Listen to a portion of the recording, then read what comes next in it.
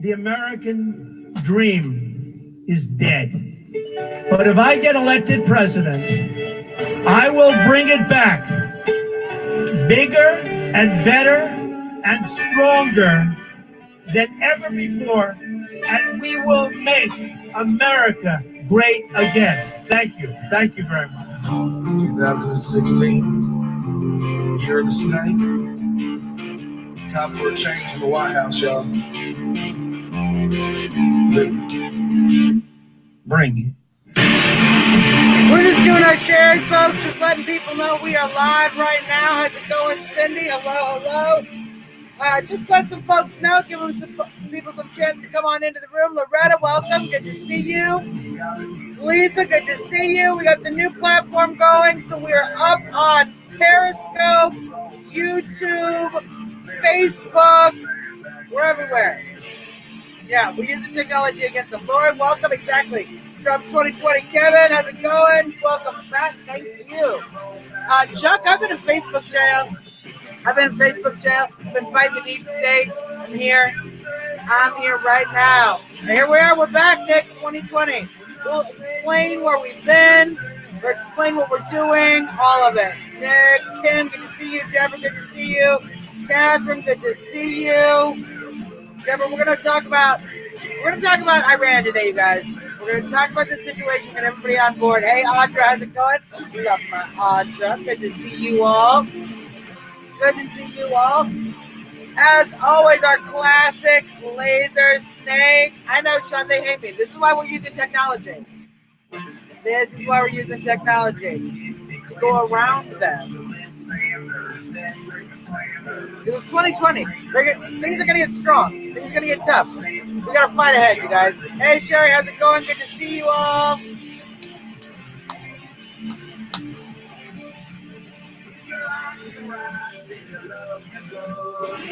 I know. Oh, Jackie. Soleimani, his name is backward to socialist.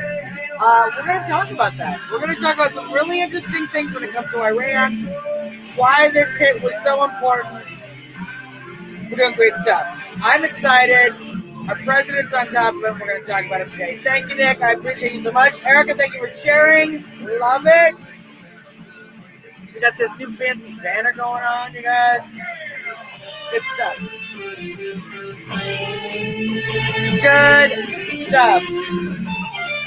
And, of course, our good buddy, President Nutcracker here, had a wonderful holiday season, you guys. President Nutcracker, a wonderful holiday season. Yeah, Audrey, I'm not surprised. But this is live both on my profile and on my Facebook page. So, thank you for sharing, Carol. If you can't share from here, you can share from other ones. I haven't seen the monkey in here yet, but we're going to see as he filters in. He probably didn't even know it's coming. I posted it, but, Chris is very busy. This is a very busy man. He watches and takes care of a lot of shows like us. I'm so proud of him for that. Oh, Lady Sympathy, love you. It's been a long time, you guys. We're going to have a great show. Lots to talk about, especially with this Iranian situation. So that's what we're going to be on. How's it going, Louise? Good to see you. Good to see all of you.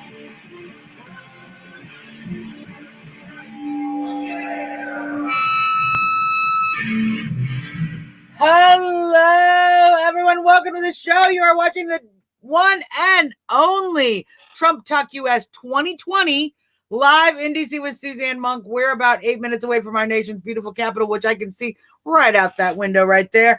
We're about 13 minutes away from our president's White House, where, of course, as you know, President Trump has been, well, he's been kicking ass and taking names.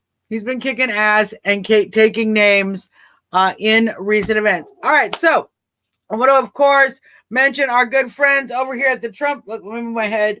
Over here at the Trump Towel. I don't want to forget them. They're doing great things. Of course, President Nutcracker, who brings you this show, and our monk and Chris McDonald, who will pop into this room at any given moment. We appreciate all of that. I appreciate all of you for tuning in. And I want to say a special thank you to all of my patrons on Patreon who have made this possible, this new technology possible. So I want to thank you guys for supporting the show. This is what is allowing us to broadcast on Facebook profile and page and the YouTube channel and Periscope directly.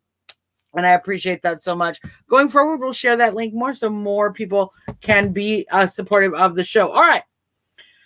So let's talk about what's going on with Iran, because if you're watching the mainstream news, you are freaked out that we're going to war with Iran. You're having a little panicky Pam moment. You're probably getting sweaty. You're probably, worried. You probably are finding old Iranian flags to be prepared to wave for your new overlords. If you're Rose McGowan, you're probably worried you can't escape from the horrible terrorism that is America, where you're free to put whatever you want on the internet, and you're not actually dragged out of your home for merely showing your hair online. You know, it's a crazy world we're living in, 100% crazy world. But let's talk about what's been leading up to the situation in Iran, why this attack on Soleimani was such a excellent move by our president, something that needed to be done, as he said, for many, many years, but certainly something that is very appropriate in the situations at hand. Now, let's just take it back earlier in the week. We're not going to war, Catherine, because I'm going to tell you exactly what this is. Literally the opposite of what going to war looks like. So earlier in the week, we had an attack on the U.S. Embassy in Iraq. We're going to review the history of Iraq and how we got there a little bit later on in the show, but we must remember that this is where this initial whole event started. You know, we were busy talking about impeachment, waiting for Nancy Pelosi to come back and not turn over the articles. Nobody was paying attention to this situation in Iraq until the embassy was attacked. Now, under a previous president, there's my Munkin. Under a previous president, we've had an embassy attacked and nothing was done. We lost four individuals, including our ambassador that day. We should get that Obama money back, right? Considering what a tragedy and a travesty the Obama policies have been towards Iran, towards the Iranian people. Now, under President Trump, when our embassy is attacked in Baghdad, we immediately had forces there on the ground. We immediately had wheels up.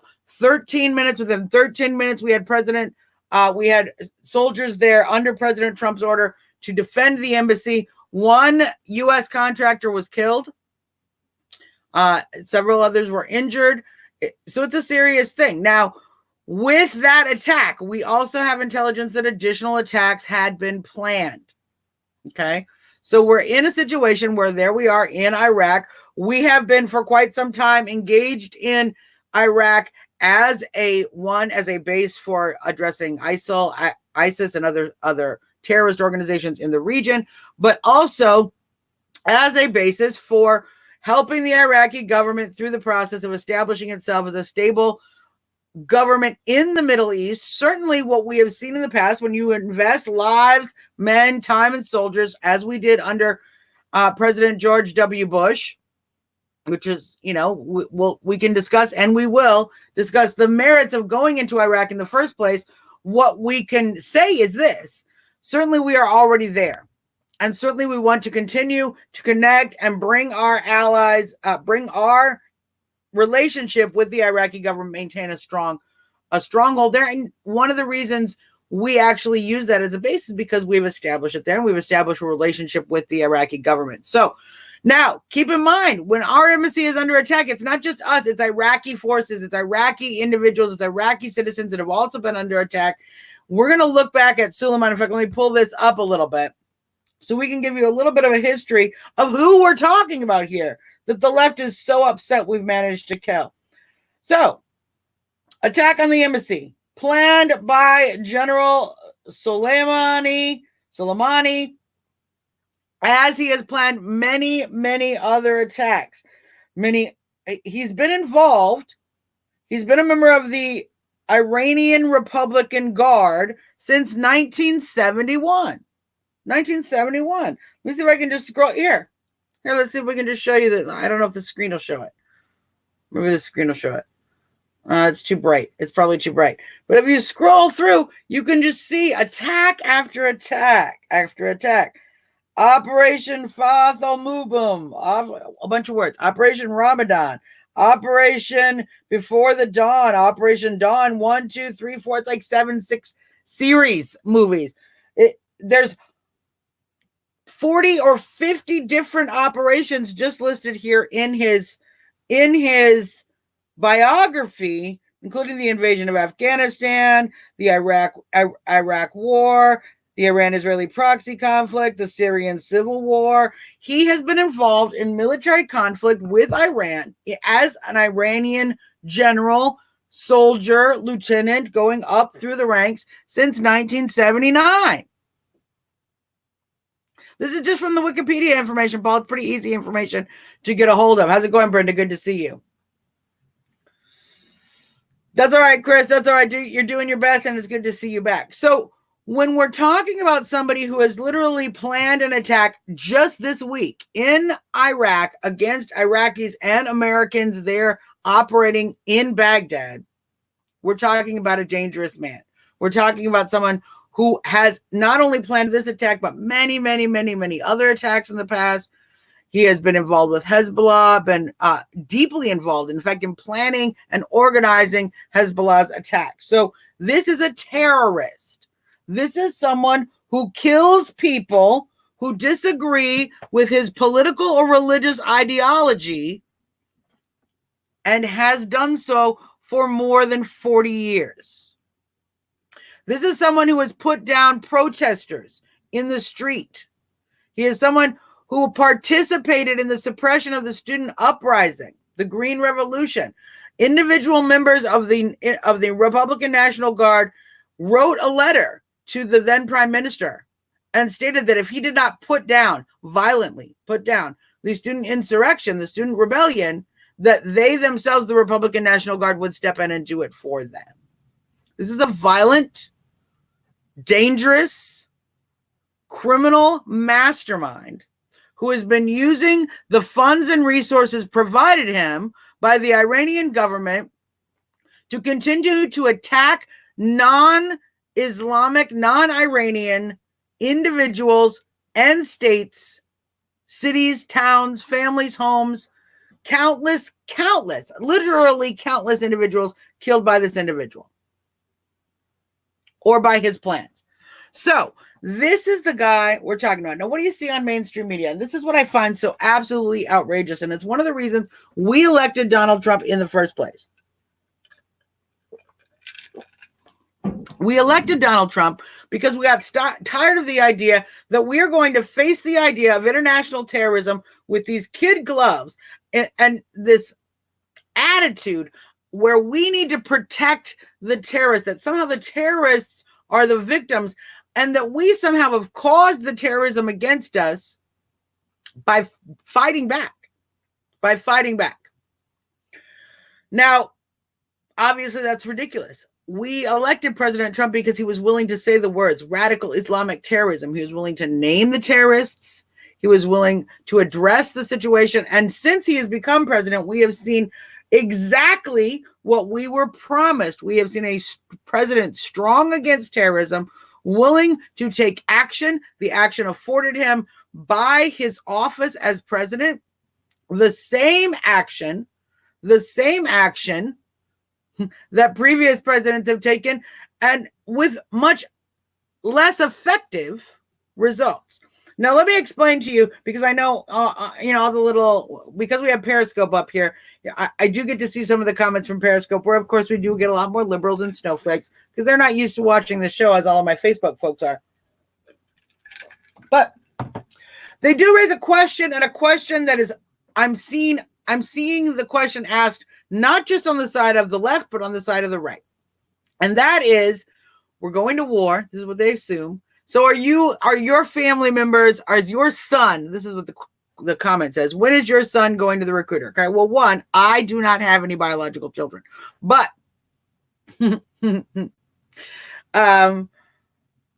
I have not only my brother, my brother's husband, my sister's husband, my grandfather, my uncle. I have approximately 5 generations that I can count back of military service in my family in every single major military conflict the U.S. has been in. So I have plenty of family members on the line. The reason I'm telling you this is a move that needed to be done. Let's step back, not just what was going on last week when our embassy was attacked in Baghdad, but let's talk about what was going on with Iran in the Straits of Hormuz, with the ships, with the tankers, with the drones. How's it going, Oneida? We have seen ongoing encroachment by Iran, continued attacks, poking the U.S. bear, an attempt to draw the United States into conflict. Now, everyone, right and left, were completely convinced when they shot down our drone. Oh, that's it. That's it. Trump's going to take us to war. We're going to war. We're at war with Iran. Panic. What happened? Did we go to war with Iran? No. You know what actually happened? President Trump continued the sanctions in Iran, which have continued to undermine and cut into the ability of the Iranian administration to continue to operate their terrorist wings down in Yemen, in Lebanon, Hezbollah, for example, continuing to support Hamas. It has cut down all of the revenues that are able to go out in these regions, including their ability to have influence in Syria, which is part of what has been enabling us to defeat a lot of the Islamic State there in Syria. But what we saw with Iran in that moment was this huge push by not Iran. Iran doesn't want to go to war with us. Iran waves its saber whenever they want to feel powerful for their own people. In fact, right now, today, they're making up stories about all these attacks that they allegedly have done against us in the last 24 hours, none of which have actually occurred to make themselves look good. It's on my Facebook page, Chris. I haven't got the channel link yet, but it does have it has the whole YouTube link. So thank you, Angels. Thank you. So what happened in that situation? Because we saw the globalists. It wasn't Iran pushing for war. It was the globalists pushing for war. The John Kerrys of the world, frankly, the John Boltons of the world. How's it going, Lillian? We've seen this push by the big globalist agenda to try to get the United States into a conflict, a direct conflict with Iran. It didn't work the last time. The attack we see on Soleimani at the Baghdad airport, prior to his ability to board the plane and escape the country after committing his crime of terrorism, the attack we see is actually something that is going to prevent further conflict with Iran. How could you possibly say that, Suzzanne? Iran is freaking out. They're screaming that they're going to attack us. Horrible things are going to happen. How could you possibly say this is going to prevent further attacks on further engagement with Iran? Well, number one way this is going to prevent further engagement with Iran. Iran attacked our embassy. We got their guy. This situation is contained in a nice little box. Much differently than we've seen from previous administrations, where the terrorists attack, we don't catch them, we stick all the Saudis on planes, we fly them out of the country, and then we don't know what happened to anybody. We can't ask anybody any questions, and we wonder, what is our government doing? Are they actually cooperating with the terrorists? Because that's what it looks like. What we actually see here is the opposite situation. We took out the terrorists who did the attack. Awesome. That's awesome, Valerie. We took out the guy who did the attack. And not only did we take him out, we didn't take him out after a manhunt, invading another country, stepping boots on the ground in Iran. No. We took him out with the forces on the ground right there, and then within a few days of the attack before he could leave the scene of the crime. While he was still in Iraq, where we still have a legitimate military presence in conjunction with the Iraqi government. We are utterly allowed and able to continue to conduct safety and security procedures on Iraqi soil. We did that, and we took out not just the guy who did the attack, but we took out one of the most renowned and prolific purveyors of terrorism the Iranian government has available to them. So not only did we not further engage Iran or terrorist networks by chasing terrorists across the globe, we took care of it right then and there. We also made a very big blow to Iran. Now let's talk about what's going on in Iran, because I think if you understand what's happening in Iran right now, what's been happening in Iran over the past year or so, you're going to understand even more how much of a wise, brilliant move President Trump made in this attack, and why the left, you're going to understand completely why the left, the lamestream media and the left are utterly upset. How's it going, Sue? Utterly upset that we were successful in this attack. Breathe it out. I haven't talked for an hour in a good long while, so let me wet my whistle. Let me wet my whistle. Now, as many of you know, I am close friends with the Iranian American Patriots. I actually do radio interviews through Sweden that are broadcast into Iran, into the Middle East, and I do talk about these issues about Iran and what's going on with the Iranian people many times. In fact, just a few short weeks ago, I did a radio interview where we discussed what was happening to the individuals on the ground, to the citizens of Iran, in regards to the sanctions that President Trump has put on Iran. And what we were hearing from the Iranian individuals that is, in fact, these sanctions are working very effectively, so much so that we're actually experiencing, the individual citizens are experiencing that economic crunch from a government that can no longer maintain basic services, let alone continue to fund and support international terror. It's kind of an indication that they had to send Soleimani,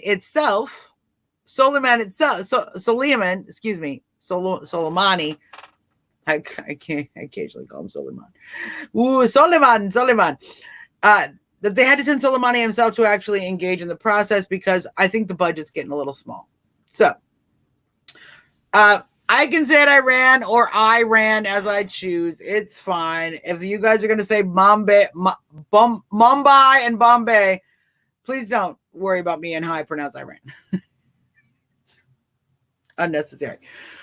So the point being is that we have actually seen a great deal. Thank you, Vahab. We have seen a great deal of struggles going on with the Iranian people. They are actually, and you're going to see some comments here in the room, they are actually speaking out. We saw with the hijab protests where women were protesting the headscarf, and they were coming out into the square and they were holding it up on a stick. Many of those women were jailed. We have seen student protests. We have seen people coming out into the street protesting the government. Recent protests where up to 1,000 individuals were assaulted, attacked, and potentially killed and murdered by the regime, by the Iranian regime. This is going on in Iran right now. Now, somebody like Soleimani is the person who has done that kind of planning against the Iranian people. He has done it in the past with previous uprisings as one of the lead generals in the Republican National Guard. He certainly has been party to that. And in fact, the individual Iranian citizens who you will see, if you watch enough variant news sources, you will see cheering in the streets, the death of Soleimani, cheering in the streets, because they are the ones who actually were victims of his oppressive military operations to put down any uprising against the Ayatollah regime. Now, Suzzanne, you can say it's a lie all you want, but you know what's exactly happening in Iran. Now, we also know, let's talk a little bit to our little Iranian friend, who is obviously one of the exact people that we see on the news right now. Because what are you seeing from the news? You're seeing the news tell us that General Soleimani was so beloved by the people, and we're seeing all of these protesters so upset in the street. Have you noticed? Have you noticed about those protests you see in the street, upset at the killing of Soleimani? They're all men in strict Islamic garb. Again and again, we see this happen in Iran. Iran creates its own stories from within. Just like they have created several stories about how they have attacked the U.S. in several different locations in the last 24 hours, all of them which were false. They also create exact stories by bringing people out into the square to give the appearance of support for the government. They have done this again and again through each and every revolution of the Iranian peoples against their own, against the Islamic regime of the Ayatollah. Now, Iran was not always this oppressed. This is what's so unfortunate. Under the Shah, prior to the Islamization of the Iranian state, under the Shah, who obviously was a monarchy. We can all discuss the benefits of monarchy versus a radical totalitarian government that imposes radical Shariaist beliefs. But what I will say is under the Shah's reign, Iran was prosperous. Its women were free. They were allowed to educate themselves. They were doctors. They were lawyers. They were teachers. They were pilots. They were absolutely everything under the sun. Women were not sent into the homes. They were not beaten for not wearing the hijab. They were not the property and possession of their husbands. Those are all changes in the Iranian lifestyle that occurred under the Ayatollah's regime, under the radical Islamic regime of Iran. When you take your government, I don't care what religion you practice, but when you take your religion and you combine it with the government, as we've seen in the Islamic Republic of Iran, you have an oppressive situation, and you often see a lot of murders, deaths. You certainly see the oppression and subjugation of women, and we see this across the Middle East, and frankly, unfortunately, we see it right here in our own United States. So that happened in the late 70s.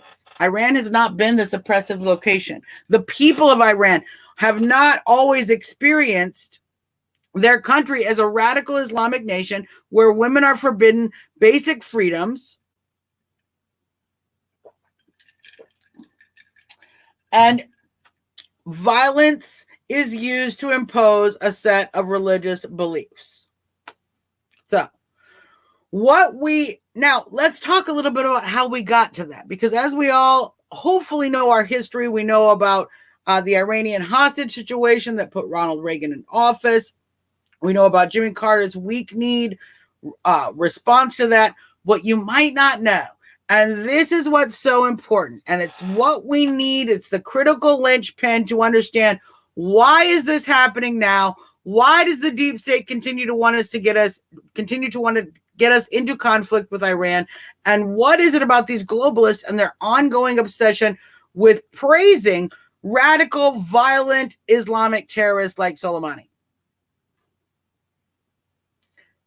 The original transference of power from the Shah to the Ayatollah was one that was in part and in strong part orchestrated by the British government, by British intelligence to help protect their oil interests in Iran. That's right. The Shah of Iran did not want the British to continue pumping oil out of his country without any resources or revenue returning to the Iranian people. The British were stealing oil from the Iranians out of their own soil. The Shah was like, no, we don't want to do that anymore, and threatened to and began the process to nationalize the oil fields to wrestle control of the oil out of British hands. The Britons didn't want to give up their oil rights. They didn't want to give up all of that quality oil. Okay.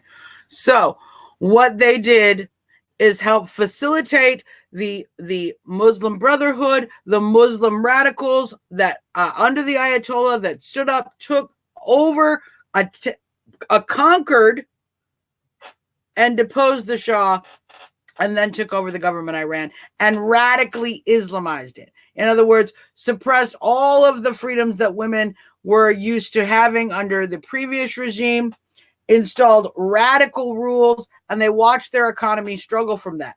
It was from that moment that Iran began to realize that it had created its own economic devastation, and that the only way they were going to continue to be able to support their nation under this radicalized system that literally is suppressing economic development was through the influence of radicalized terror and criminal activity. And it is from that moment the Iranian regime has continued to grow more and more criminal in their actions and behavior, not just within their own country against their own people, but certainly against Lebanon, in Palestine, in Israel, in Jordan, in Egypt, in Yemen, across the United States, across Europe. Many, many, many, many terrorist attacks using that terrorist agenda to be able to manipulate and control enough resources to be able to support their radical regime and to viciously control oil.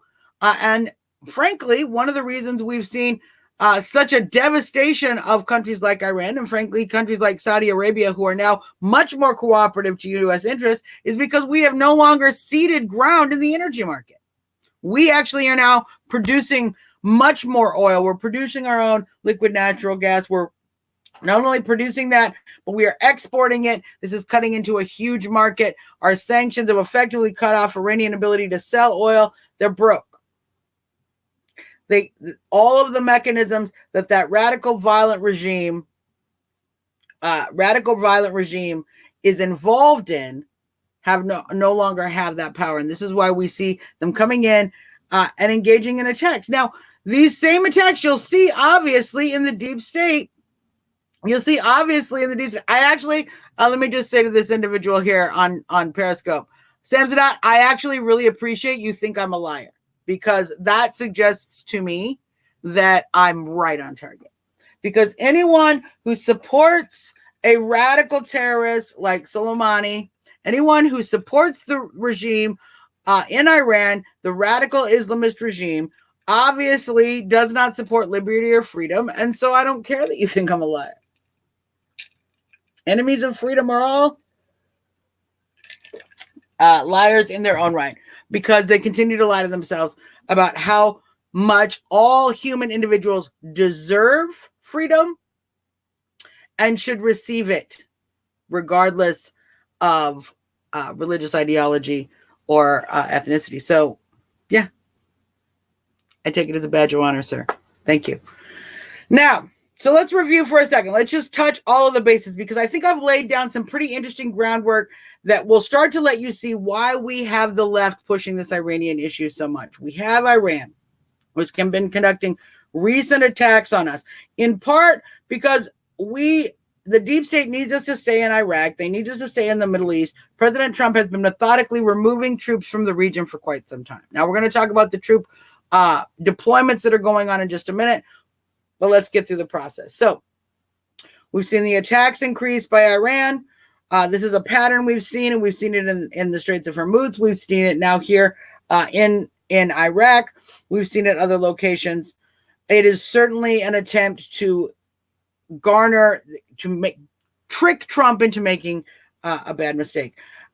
President Trump didn't make that mistake. In fact, what we've done is taken out a massive terrorist who has not only committed this attack, but many other attacks in the past. The reason our deep state is so upset is that their globalist agenda, the agenda that has been pushed by Britain, by England, by the globalist bankers for quite some time, they prefer a radical Islamic controlled Iran. They can take the oil from that Iran better than they can from a free Iran that actually expects freedom. A criminal state like the Iranian regime we have now, it's much easier to operate these backdoor deals we see going on the globalist level. So Trump is ruining all of that. Trump is not only wheeling back the time when it comes to the Iranian nuclear deal, which is in fact making it more and more difficult for Iran to develop nuclear weapons. In fact, making it next to impossible for Iran to develop nuclear weapons because Iran does not even have the resources at this point to put toilet paper in the nuclear facilities, let alone nuclear materials. We bankrupted them. So, in the same light, we have also defeated the deep state's action. Now, this is what I think is so exciting about President Trump's move. We have defeated, how's it going, Connie? We have defeated the deep state's action on Iran now a couple of times. And I find it interesting that we still have folks on the left who think they can trick Trump into a war. And each time, unfortunately, we have right-wingers who fall for the same trip every single time. As soon as the mainstream media starts screaming, Trump is dragging us into World War III, some of our right-wing friends become nervous Nellies and start panicking. Every single time. Every single time. You guys panic every single, not my folks. My folks are great. You guys are always awesome. I love getting on my live stream feed. Thank you, I love getting on my live stream feed and seeing what all my friends are saying on their own individual posts, trying to educate people, trying to inform people about the facts, trying to give people the adequate information they need so they can make appropriate decisions on what's happening, because the news is going to give us false information. Okay. But there are those who get on their live streams, they get on their pages, they start posting crazy talk, and here's where I find it interesting.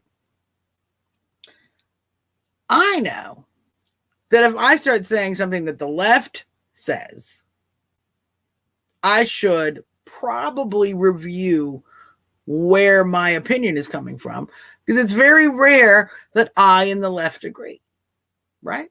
I'm sure many of my other viewers find it exactly the same. If the left is there, it's very rare. I'll talk about that. I'll talk about the UN in a second, Audra. It's very rare that the left and I agree, particularly on foreign policy. So if I'm agreeing with them, that's usually my first red flag. Now, here we have those exact agreements occurring with people on the right who are now convinced that Trump is going to drag us yet again into a war with Iran, and that this is an indication of that. And Trump is being led by the globalists. How I know the actual opposite is happening is because by taking out Soleimani right now, one, we end this whole chapter of the situation. Two, we see President Trump actually being proactive right now. And I know, let's talk a little bit about the troop deployments we see coming out, because I know that's one of the reasons that are making some of our right-wing friends a little concerned, is that we see President Trump engaging in troop deployments. Now, these are pretty recent facts. So there is some information that I'm going to have to do some research on, because here is the ways in which the media always tries to manipulate what is being told about President Trump's military operations. We, of course, have ongoing troops in Iraq. We have ongoing troops in Afghanistan. We have ongoing troops on various carriers. We have various bases across the Middle East, of course, in Israel, etc., etc. We have troops overseas. All right. Now, all of those troops cycle in and out.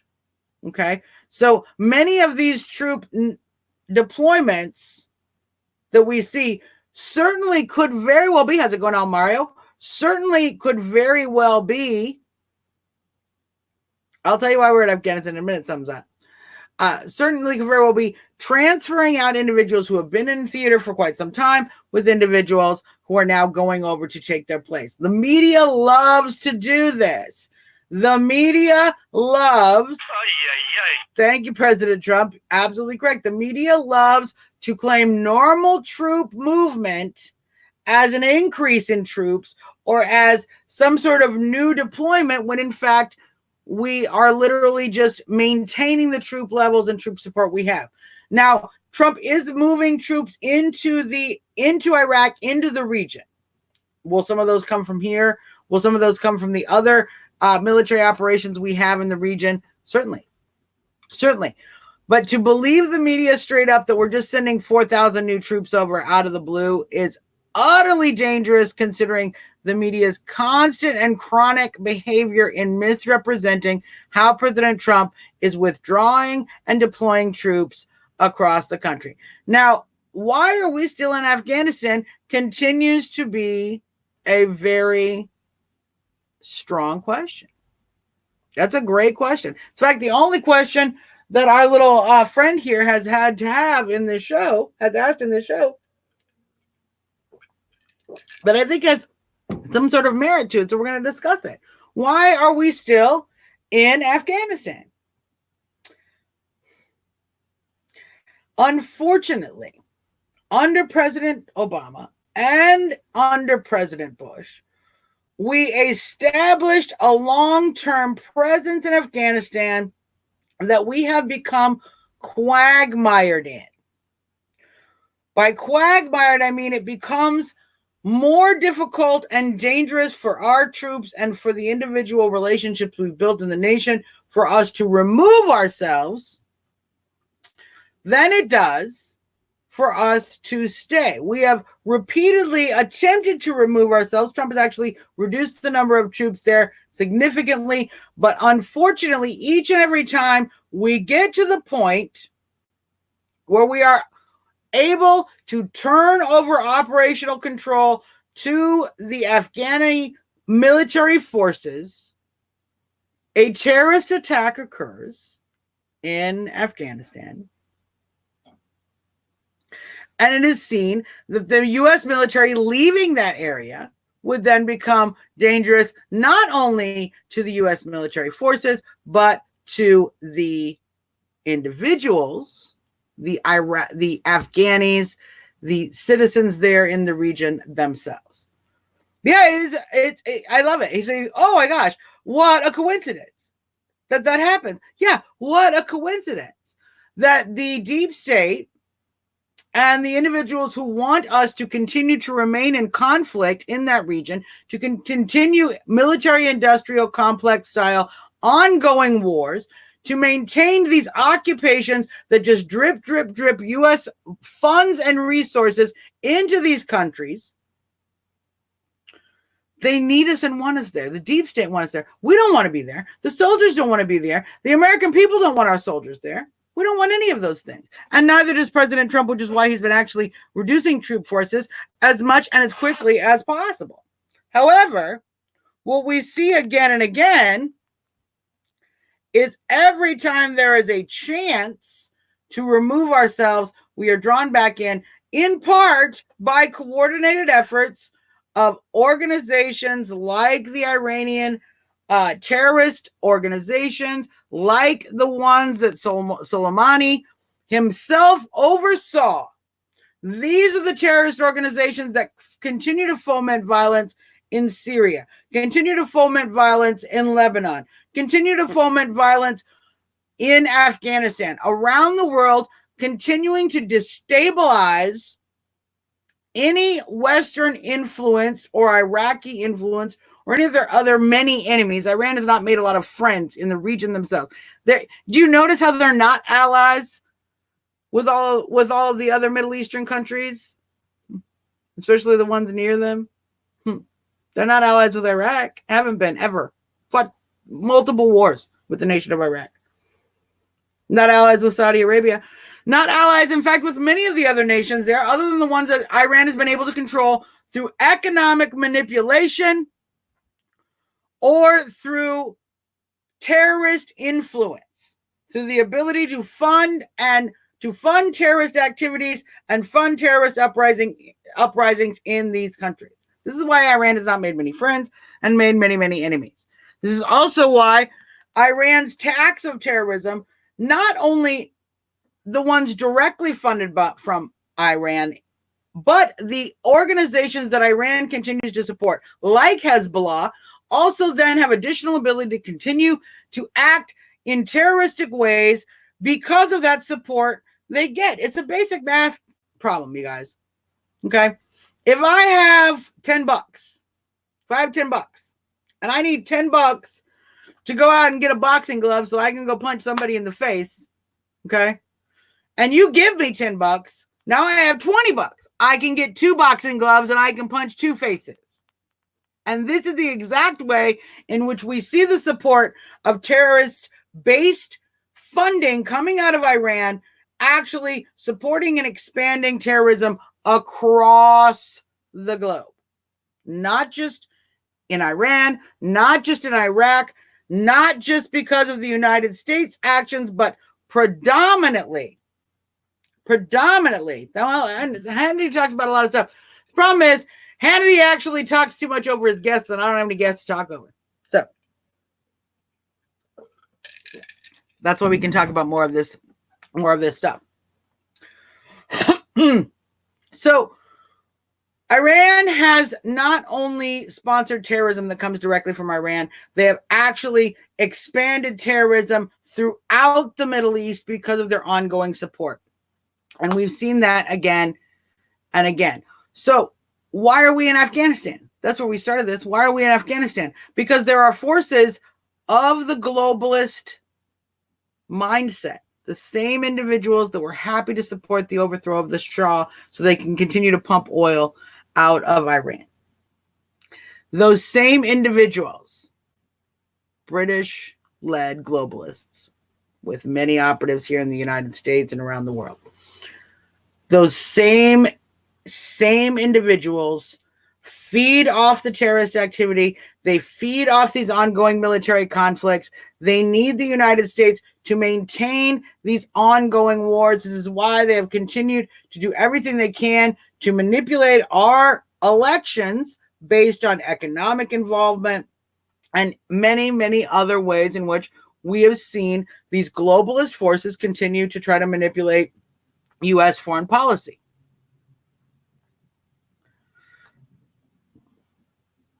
Now, do I believe that our original invasion into Afghanistan was wise or smart? Let's talk.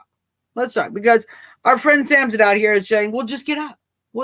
I appreciate. I would have loved to be able to just get out. Unfortunately, what we had in the United States and globally afterwards, after the attacks on 9/11, we had a situation where terrorism was gravely empowered in the world and in a dangerous fashion.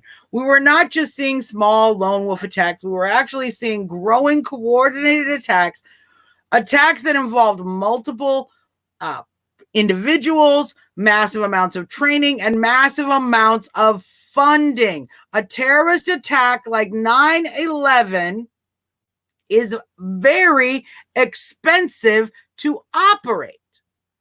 So when you are seeing the rise of those style of coordinated attacks, what you know is that terrorism has money, and the terrorists are putting money into it. Now, after you see an attack of that nature, if we, the United States, do not in fact step up and do something to demonstrate that we will not be attacked on American soil, we can only expect it to go on.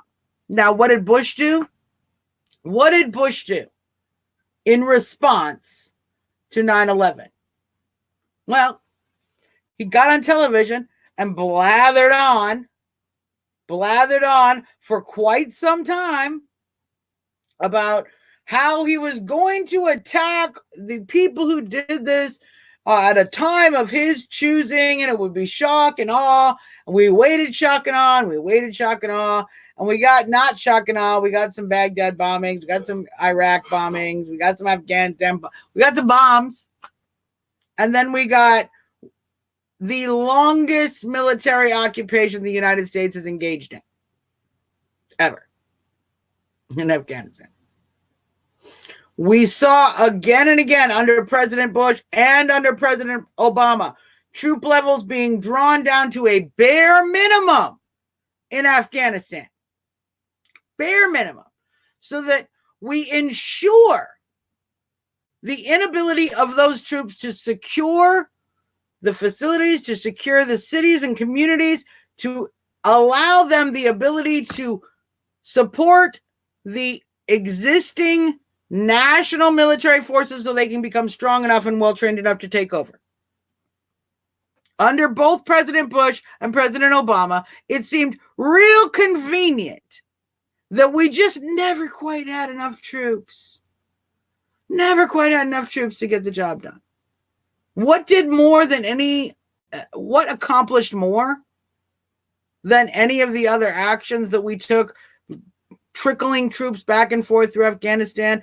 The story of Restrepo, where we took the hill, we gave up the hill, we took the hill, we gave up the hill, we're just killing soldiers over there ridiculously. The surge helped. Sending adequate troops to do the job actually helped get closer to the job. Then what do? The snowflakes. We got to take everybody home before the job is done. And then we take everybody out. And the job doesn't get done. And that's what happens. That's what happened in Iraq. That's what happened in Syria. It's what happened in Afghanistan. President Trump has been working at a breakneck pace to resolve many of those issues. Now, let's see what he's accomplished so far. We have actually managed to win. Here's what President Obama and President Bush had accomplished. All right. The longest military quagmire in U.S. history in Afghanistan. 1. 2, an ongoing corrupt struggle with the Iraqi government, internal battles with Kurds and other individuals that we're fighting with, all kinds of issues when it comes to helping rebuild the Iraqi state. ISIS, the utter rise of ISIS in Syria. In fact, the near takeover of most of the eastern portion of Syria by ISIS, who are then filtering in, controlling areas of Western Iraq, killing individuals, killing Christians, again and again. All of these activities occurring because of what we started with our crappy invasion of Afghanistan with absolutely no exit strategy whatsoever. Now, what has Trump done? Trump has been operating an exit strategy the entire time. Okay? He's not Carter, so he doesn't operate an exit strategy called tuck your tail and run. He operates an exit strategy called get the job done. And this is what we've done. President Trump has gotten the job done in Syria when it comes to ISIS. He has destroyed 99% of ISIS, their ability to utilize oil resources from Syria, their ability to black market billions of dollars worth of oil shut down in a very short period of time. We have seen the same things going on in Iraq. We have seen President Trump bringing down the numbers, strengthening the individuals who are there, turning over more and more power to the government at hand, giving more and more ability for the Kurds to have their own region, discussing some of those things, both with the Turkish government, interceding for the Kurds in the Turkish government, as we just saw about a month and a half ago or so. So President Trump is getting rid of ISIS, which was created under Obama and Bush. He is getting rid of the conflicts and quagmire we had in Iraq and is working on doing the same in Afghanistan and was having some success. Unfortunately, that is, of course, why you see the deep state need to continue to pull us back into Iraq with these attacks. Now,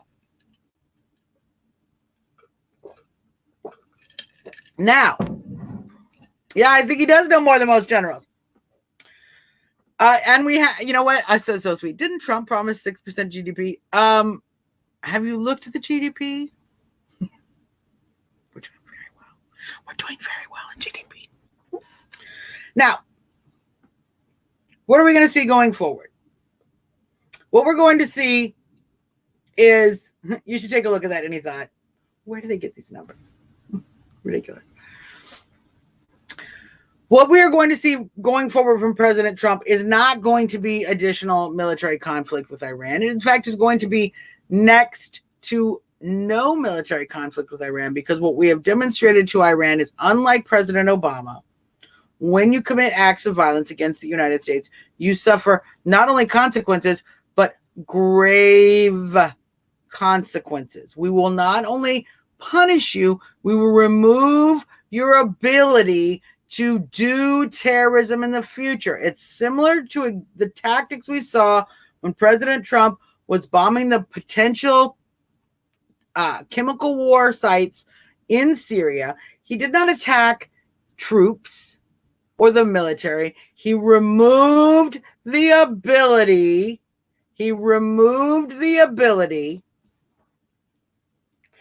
For individuals, either the military or radicals, to use those weapons, because he destroyed the weapons. We're going to see a lot of that going forward with the president, because this is the kind of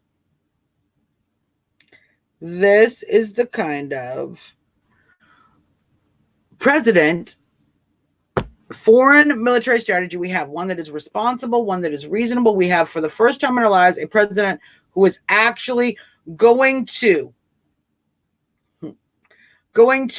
bring our troop levels down, bring our troops home, and use our military resources in the most responsible way possible. I'm quite confident he won't nuke them, because it's going to be totally unnecessary. I think you are underestimating the amount of economic collapse that Iran is under at the moment we have right now. And he thought, you are not a very accurate person, okay? You are certainly not an accurate person, because you are suggesting that the stock market doubling under Obama somehow over 8 years of time, which you got to look at the numbers. We can easily pull up the chart. But then, let's just do that. Let's just do it right now. Let's just see if we can show our little friends. I love to do this, because seeing as we're in record territory, the Dow has never been this high in its entire existence. Yeah, see, so let's see if we can see. See, the problem is you can't see this fun little chart. You can't see this fun little chart. Let's see if we'll see. See all this part right here? This part over here? Whoop. That's all Trump. Yeah. So, President Obama, the stock market grew in no way more proportionally, in fact, less quickly than it had under previous presidents. Under Donald J. Trump, it has grown astronomically and has been in record territory the entire time, and continues to do so because of the ongoing increase of jobs in the market, the strong fundamentals of a strong energy market, the ongoing renegotiation of trade deals that were certainly costing us a huge amount of money. We're reopening automotive plants in Detroit.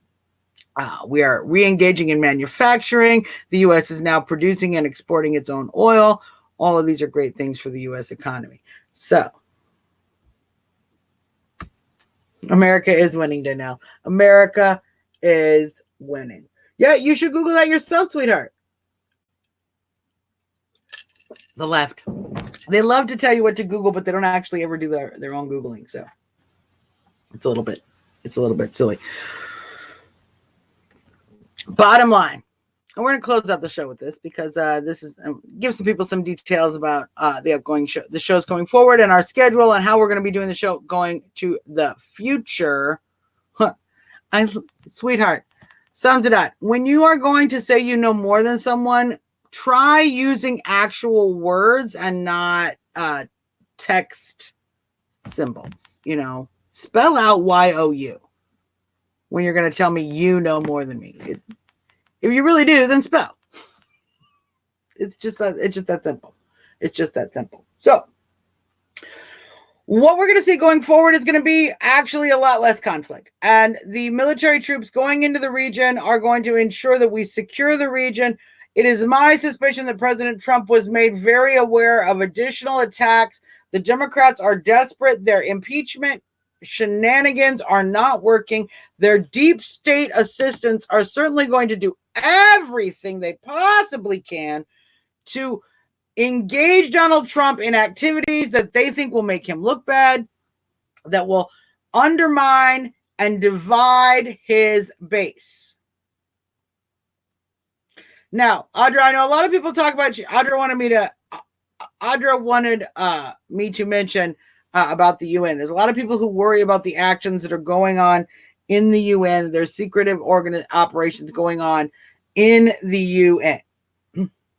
Now, here in the United States, that is not actually happening. Under Obama, I couldn't make that exact statement because I believe that under Obama and Bush, we were allowing the UN to continue to create inroads into the United States and try to develop controls both over our gun rights, as well as prepare us for any physical activity in which the UN would have to use its blue helmets, its military force to engage in the United States. Now, since President Trump has been in office, we certainly have cut back not only our support of the UN, but our engagement and allowing the UN to engage with the United States. So while I could not give specific numbers in regards to what happened, how the UN is being removed, what Obama and Bush were doing in regards of letting the UN become more and more infiltrated into our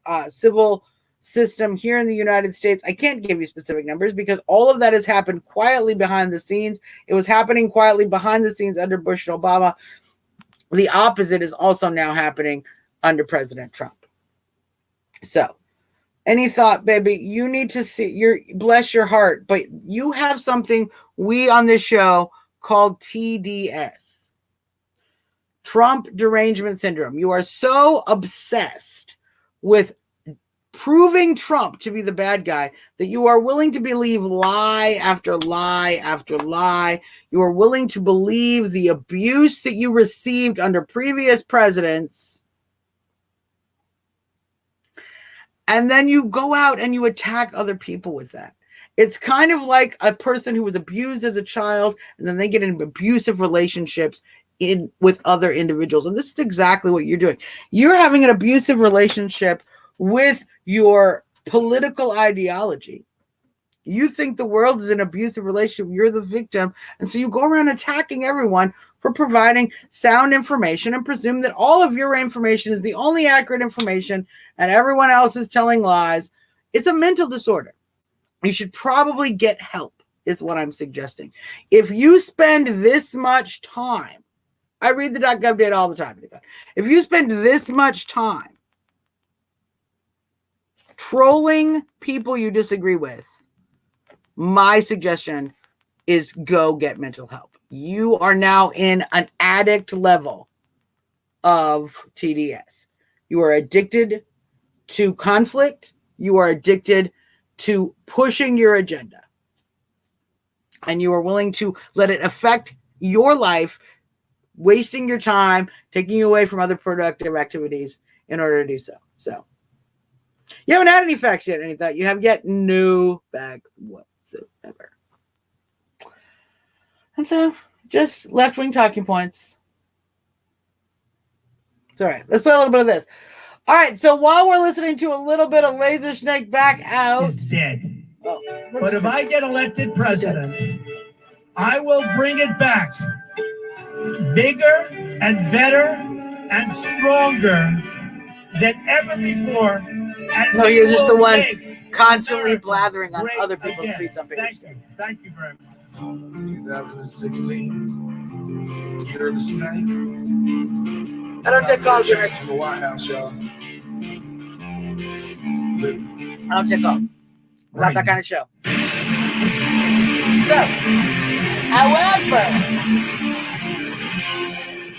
I do this show we are now going to be working on a Monday, Wednesday, and Friday schedule, 8 p.m. Eastern Standard Time. We will be live right here on Periscope, on Facebook, on YouTube every Monday, Wednesday, and Friday at this time, 8 p.m. Eastern Standard Time.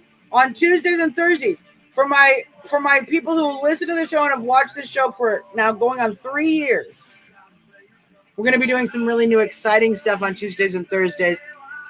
Fun videos, active stuff, man on the street videos, comedy videos, all kinds of fun stuff. We're going to really get creative on Tuesdays and Thursdays. It's not going to be on a regular time frame, but you do want to keep checking back on Trump Talk US and on my Facebook page, on my Twitter feed, and on the YouTube page for videos on Tuesdays and Thursdays, because that's when I'm going to be the really, really fun stuff. Really, really fun stuff. And so we're going to keep talking about that.